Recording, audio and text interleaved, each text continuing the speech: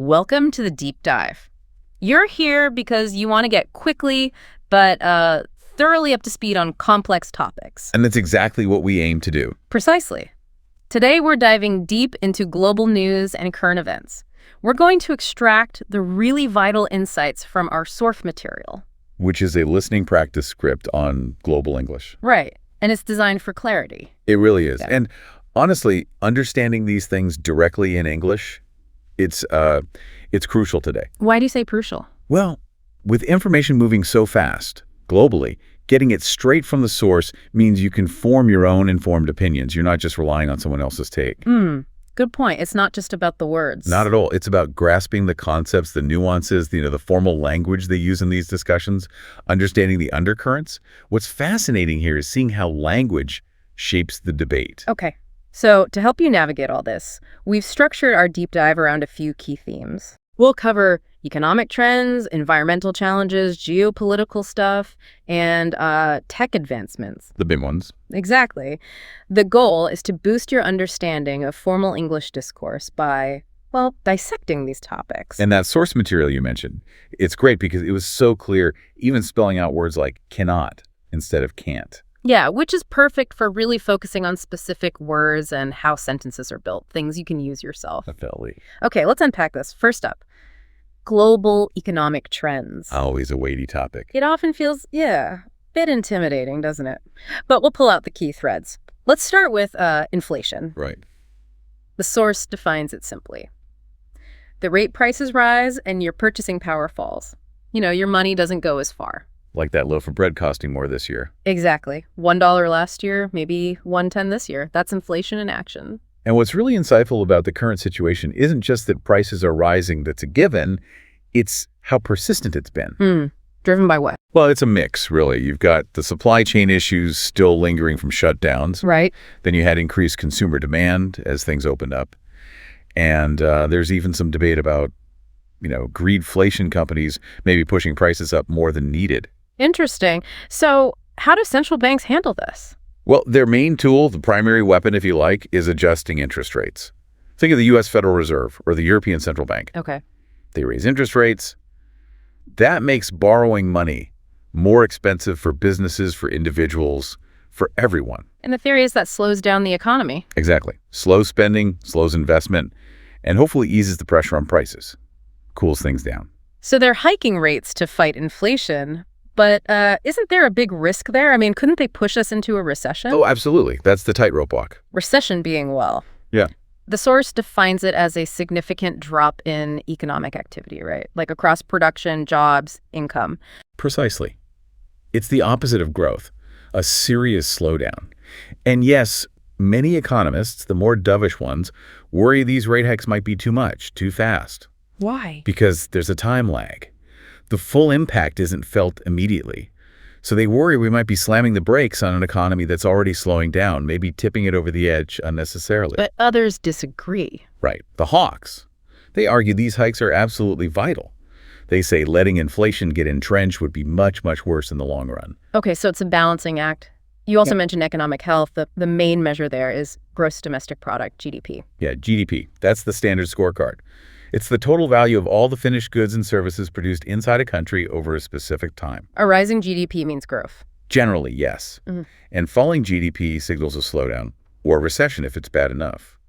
But, GDP has its limitations. Limitations. How so? Most people see it as the gold standard. It is the standard, yeah, but think about what it doesn't measure. It doesn't really tell you about wealth inequality, does it?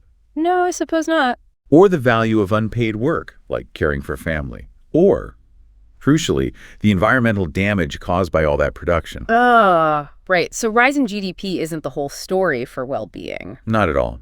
That's why some economists are pushing for other metrics, like the Human Development Index, things that give a broader picture. So these decisions by central banks, that's monetary policy and government spending and taxes, fiscal policy, they have huge effects. Huge. And related to all this, we're seeing a really interesting shift in global trade, too. Companies are starting to move production closer to home. It's called reshoring or nearshoring. Moving factories back or to nearby countries? Exactly. Driven by wanting more resilience, more security after all the disruptions we've seen. Now, on the surface, That makes sense, fixing supply chains. But is there like a deeper geopolitical game happening here? Are countries trying to rely less on certain other nations? That's a really sharp question. And yes, absolutely. It's not just about efficiency anymore. Resilience is key, sure, but it's definitely tied up with strategy, especially for critical things like semiconductors, medical supplies. Right, national security. Exactly. Countries increasingly see manufacturing capacity as part of national security. They want to reduce the risks of relying too much on one place, especially if it's a potential rival. So de-risking, maybe not full decoupling. That's the term you hear a lot, de-risking. Yeah. The strategic thinking is clear, though. So, yeah, when you read the news, look for these terms. Inflation, interest rates, GDP, reshoring. They're fundamental. Understanding them helps you get what's driving things. Okay, that makes sense. Now, speaking of global connections and pressures, let's shift to the environment. It feels like one of the most pressing issues of our time. Undeniably. What are the critical challenges, and maybe more importantly, what solutions are actually gaining ground? Well, the big one, the umbrella challenge, is climate change. Those long-term shifts in temperature, weather patterns. Right. And while the planet does change naturally, the scientific consensus is really clear. Since the 1800s, human activity, mostly burning fossil fuels like coal, oil, and gas, has been the main driver. Pumping greenhouse gases into the atmosphere. Exactly. Heat-trapping gases. Yeah. And the consequences are really ramping up. Sea levels rising, more extreme weather events, floods, droughts, heat waves, and major disruptions to ecosystems. And this connects to other issues too, right? Like deforestation. Oh, definitely. And this raises a really crucial point about how interconnected everything is. We're not just dealing with climate change in isolation. We're also seeing massive deforestation, especially in rainforests, and a terrifying loss of biodiversity. Biodiversity being the variety of life, plants, animals. Exactly, the sheer richness of life on Earth. And what people often miss is how tightly linked these are. Cutting down forests doesn't just release stored carbon, which worsens climate change. It directly destroys the homes of countless species, pushing them towards extinction. And interestingly, protecting the indigenous communities who often live in and manage these forests. That's actually a key part of the solution. They're often the best stewards. That's a powerful connection.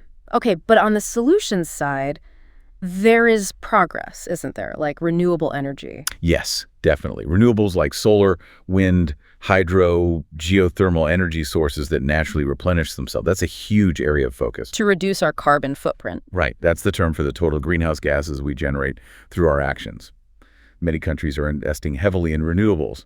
But, there are hurdles. What's the biggest hurdle to really scaling renewables up globally? Well, a critical challenge is grid integration and intermittency. Solar and wind are much cheaper now, very competitive, but the sun doesn't always shine. The wind doesn't always blow, right? Right. Consistency. Exactly. So developing better energy storage, think big batteries, and upgrading electricity grids to handle that variable power. That's where a lot of innovation and investment really needs to happen now. Okay, so beyond just the energy source, it's the whole system. It's the system. And beyond specific technologies, there's this broader idea of sustainable development. Meeting our needs now without messing things up for future generations. That's the core idea. And you see it in things like recent international climate agreements. They're not just focused on CO2 anymore, but also on things like methane emissions from industry. Methane's a much more potent greenhouse gas in the short term. Interesting. What about other green tech breakthroughs? Maybe surprising ones. We hear about carbon capture and storage. Capturing emissions from power plants, storing them underground. Yeah, that's one approach. What else is really changing the game? Well, maybe the most surprising, or at least fundamentally shifting, is the rise of circular economy models. Circular economy. Yeah, it's not just about recycling your plastic bottles, though that's part of it. It's about totally rethinking how we make and use things. Minimizing waste from the start, keeping resources in use for as long as possible. How does that work in practice?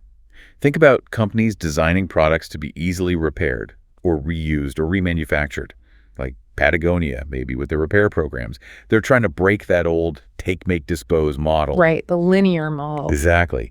And there are new methods emerging for recycling really complex stuff, like the rare earth minerals in our phones and electronics, turning waste back into valuable resources.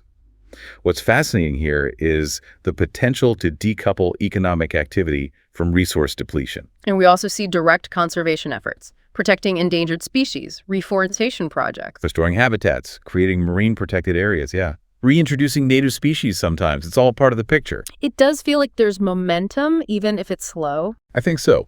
It's a mix of scientific progress and, honestly, growing public pressure and awareness. The challenges are huge, no doubt about it. But there is a definite shift towards looking for systemic solutions and working together internationally. So when listening to environmental news, pay attention to both the specific problems being reported and the solutions being proposed, the innovations, the policies. That's where you find the deeper story. Okay, got it. Let's move now into the often tangled world of geopolitical developments and international relations. Always complex. Yeah, this is about power shifts between nations, why conflicts happen, and importantly, how countries try to cooperate. Or fail to cooperate. Right, or fail to. So core concepts here are diplomacy, the art of negotiation between countries, basically. So, talking instead of fighting. Pretty much. And international cooperation working together on shared problems like, say, pandemics or climate. But in a world where, let's be honest, every nation looks out for itself first, how effective can these really be, especially when you have a regional conflict flaring up? That's the million-dollar question, isn't it? Diplomacy is always preferred, but its success really depends on whether all sides are willing to compromise. And frankly, the power dynamics involved. Regional conflicts, those armed disputes, usually in one area, they often show the limits of cooperation, especially when they involve a nation's sovereignty. Sovereignty. That's a state's right to govern itself without outside interference. That's the principle, yes. Supreme authority within its borders. But the reality on the ground, it's much messier. Sovereignty gets challenged all the time. How so? Well, by massive humanitarian crises within a country, by terrorism that crosses borders, or sometimes just by the actions of powerful states ignoring the usual rules. So when is it okay or seen as legitimate to challenge sovereignty? That seems like a really tricky line to draw. It's hugely debated in international law and ethics. The general rule is non-intervention. But when a state is clearly unable, or maybe unwilling, to protect its own people from mass atrocities, genocide, war crimes, this idea of the responsibility to protect, or R2P, has come up. Yeah, it suggests the international community has an obligation to step in. But it's very controversial, often seen as a pretext by some. I can imagine. We do see diplomatic efforts constantly, though, like bilateral talks, just two countries talking, trying to cool down trade tensions between big powers. Yes, those are crucial. Direct lines of communication. And think about international responses to a humanitarian crisis. Like in a war zone, for example. Exactly. When an event threatens the health, safety, basic well-being of a whole community, we've seen international organizations step in to coordinate humanitarian aid, food, medicine, shelter. It shows that idea of collective responsibility. In principle, yes, though it's often imperfect, underfunded, or politically complicated. But the effort is there. Okay, now here's where it gets really interesting, I think. The use of sanctions. They seem to be everywhere now as a tool. They've become very prominent, yeah. The source defines them as penalties, economic restrictions, travel bans, arms embargoes used by countries to force another country to change its policies. That's the idea. But how effective are they really? And what about the side effects, like on ordinary people in the targeted country or even on global supply chains? You've hit on a key debate. Sanctions are meant to be this non-military way to apply pressure. But their track record, it's mixed, to say the least. How so? Well, they can definitely inflict economic pain, no doubt about that. But does that pain always lead to the desired political change? Often, no.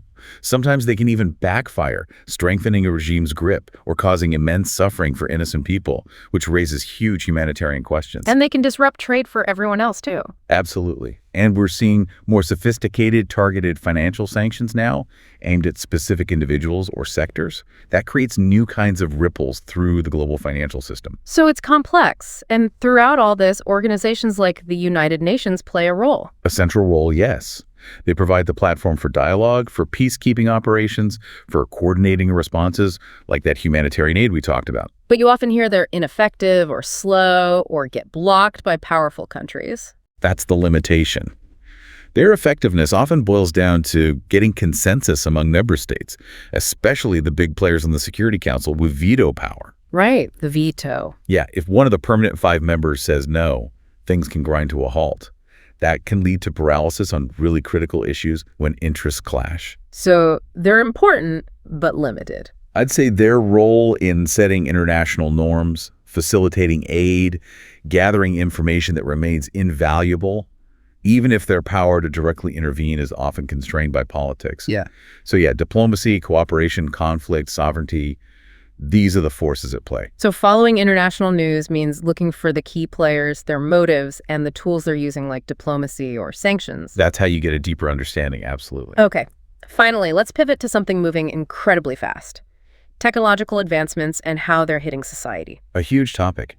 AI, biotech, space. Yeah, it's reshaping things at lightning speed.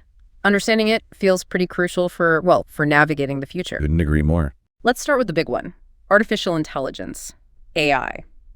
The source defines it as simulating human intelligence in machines learning, solving problems, understanding language. Right, and we see it everywhere now, don't we? Totally. From Netflix recommendations to medical diagnostics. But beyond the usual examples, what's a surprising or maybe under-discussed impact AI is having right now? That's a good question.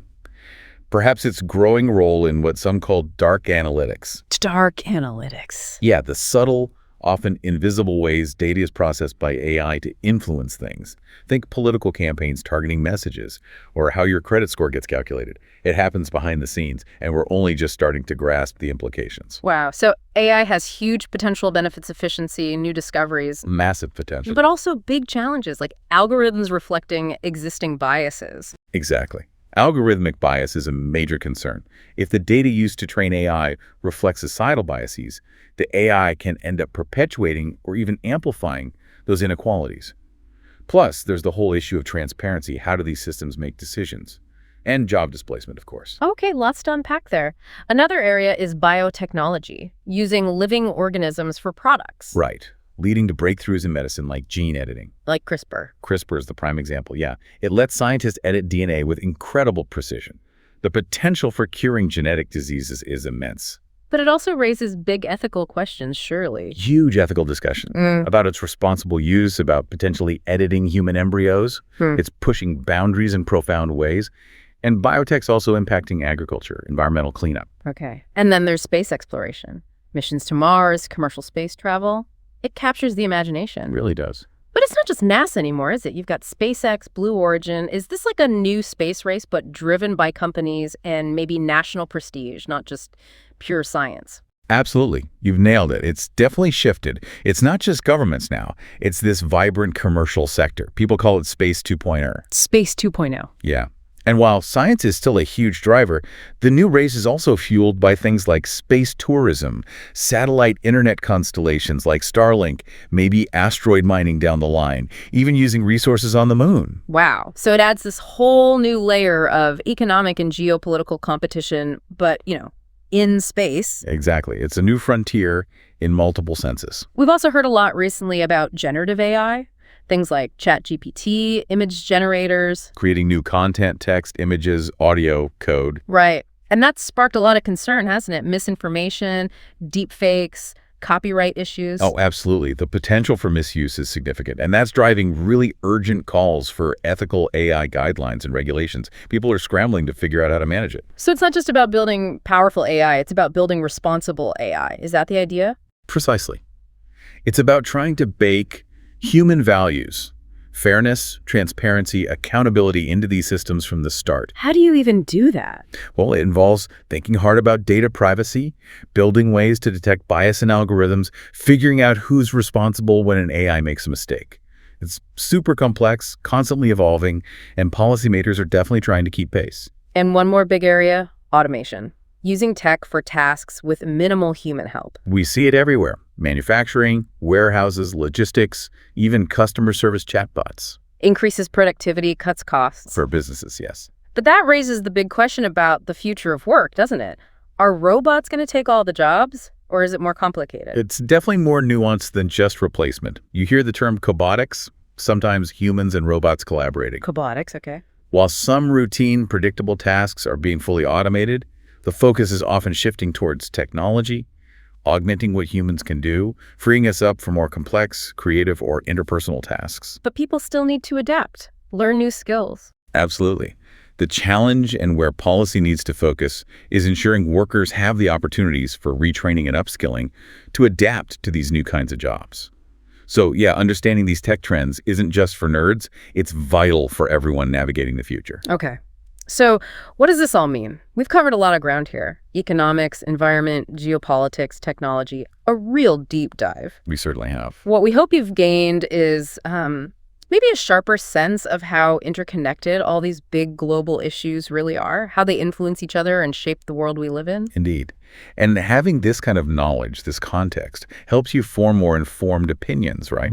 To see beyond the headlines and understand the why behind events. It helps you navigate the sheer complexity of it all. Definitely. So maybe a final thought for you, the listener, to chew on. How do our own individual choices, what we buy, how we use energy, maybe even how we engage online, how do those choices connect back to or maybe even push against these huge global trends we've just explored? That's a great question to ponder. Yeah. Something to think about. Keep that curiosity alive. Keep engaging with the world. Okay, let's unpack this. In a world that, it feels like it's spinning faster every single day, right? Keeping up with the big global trends, the shifts, it can honestly feel like a full-time job. It really can. But what if you could sort of cut through all that noise? Yeah. Get right to the most important insights, maybe even the surprising ones. Yeah, and that's exactly our mission today, isn't it? Your sources, they give us this really powerful lens. Right. A way to see how these two massive forces, you've got the rapid tech advancements on one hand, and then these deep social and cultural shifts on the other, how they're shaping, well, pretty much everything around us. Everything. So we're here to distill those critical insights, give you that shortcut, essentially, to a really comprehensive understanding. Getting beyond the headlines. Exactly. We're aiming for those genuine aha moments, the kind that make you feel truly properly well-informed. And we're diving into some really insightful material today. It's a deep dive that properly connects the dots, I think, between, our digital world and how that shapes being human, fundamentally. Across the globe, we'll be pulling out some less obvious links and maybe some impactful details, too. Sounds good. So, okay, let's jump straight into the technological advancements then, because they are, undeniably reshaping our world at an incredible pace. Oh, question. When we talk about cutting-edge tech, you hear the terms all the time: artificial intelligence, biotech, automation. They're constantly in the news. Right, the buzzwords. Yeah.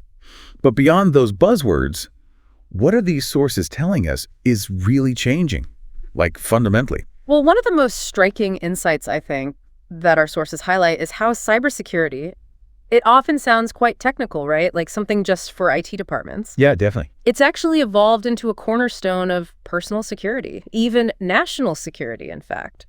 Personal. How so? Well, did you know that a really significant percentage of modern cyber attacks now target small businesses? And even individual devices, your phone, your laptop. Wow. Okay. So suddenly, your personal digital hygiene, strong passwords, being careful what you click it, turns into this critical defense mechanism against much larger threats. So it scales up? Exactly. It's not just about firewalls anymore. It's also about understanding these subtle behavioral cues our digital systems are learning to recognize. Like your unique typing rhythm or how you move your mouse. These could become potential new lines of defense, your own behavior patterns. That's a fascinating shift in perspective. Yeah. It really is. It means these advancements bring opportunities, sure, but also this whole new landscape of responsibilities. Absolutely. For individuals, for societies. It's about spotting the innovations, yes, but also their kind of hidden ripple effects and big societal questions they raise. Absolutely. The material really emphasizes that. Every new technology, whether it's advanced AI and predictive analytics or, breakthroughs in gene editing, it doesn't exist in a vacuum. Right. It interacts with our existing social structures, and it creates these shifts, often really unexpected ones. Can you give an example? Yeah, so take AI. Our sources indicate it's moving way beyond just like consumer apps. We're seeing this emerging AI as a service model. Okay. And that's fundamentally changing how even non-tech companies are using complex algorithms. They're predicting everything from supply chain disruptions to consumer behavior. It effectively makes every business a data business now. That's a really interesting insight into how quickly these tools are becoming sort of foundational, not just niche things. Foundational is a good word. So, okay, with these technological ripples hitting everything, our jobs, our data security, it really begs the question, How are our societies adapting? How are we adapting to such rapid change? And our sources dive deep into exactly that. They highlight these significant social issues, cultural movements, the things reshaping communities all over the world. And what stands out there, I think, is how societies are actively responding, not just being pushed around by tech, but pushing back, adapting. Right. Take social justice movements, for instance. Beyond the headlines, what the sources reveal is that the most impactful movements, they aren't just about achieving policy changes, important as that is. Okay. They're about fundamentally altering these deeply ingrained cultural narratives, the stories we tell ourselves about society. And that can take generations to shift. It goes way beyond just winning the next legislative vote. So deeper than policy. Much deeper. These organized efforts are really powerful catalysts for driving towards greater equality, greater fairness. They advocate for marginalized communities, challenge systemic inequalities, and it's happening on a global scale. It's incredible, actually, to see how these movements drive that kind of real profound change, often on that deep cultural level you mentioned. But it's not just activism, is it?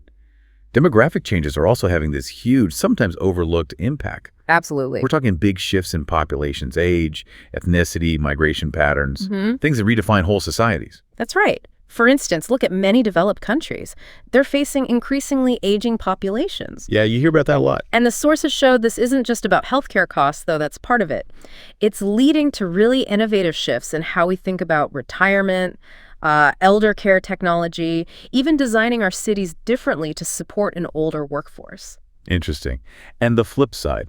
Well, conversely, some developing nations are grappling with these incredibly young populations, a youth bulge, Right.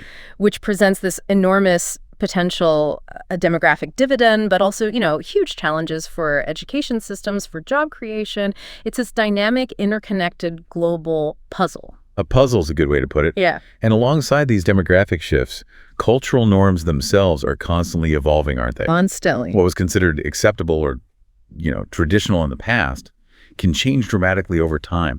Attitudes towards family structures, work-life balance. Environmental consciousness. Exactly. And even the role technology plays in our daily lives. Yeah. That itself is a cultural shift. And this is where globalization really kicks things into high gear. These shifts are profoundly influenced by how interconnected the world is now, the rapid exchange of ideas across borders. Our sources also point to this burgeoning global discussion around diversity and inclusion, particularly in workplaces, in education. Yeah, that feels very current. It is. And it's not just about kind of ticking boxes or quotas. It's about recognizing that diverse perspectives and truly inclusive environments, they're increasingly linked to higher innovation rates. So there's a performance benefit. Yes. And stronger, more resilient communities and organizations. So it makes perfect sense then that organizations are increasingly investing in these areas, seeing them not just as ethical nice-to-haves, but as actual strategic advantages. Precisely. Strategic advantages. But okay, while globalization connects us culturally, economically, the sources also reveal it amplifies certain vulnerabilities, right? It does. It's a double-edged sword. And perhaps none more pressing than the spread of false information, disinformation. Precisely. The challenge of disinformation, false information deliberately created to deceive, it's become a critical issue, a focal point. But what's often missed, I think, in the general conversation is that combating it isn't just about fact-checking articles after they appear. Okay, so what else? Our sources really emphasize that a significant part of the battle lies in understanding why. Why do people cling to false narratives, even when presented with evidence? That's the deeper question. It is. And then, based on that understanding, fostering media literacy and critical thinking skills right down at the individual level. Empowering people. Exactly. Empowering people to discern credible information, not just by what they read, but by how they read it.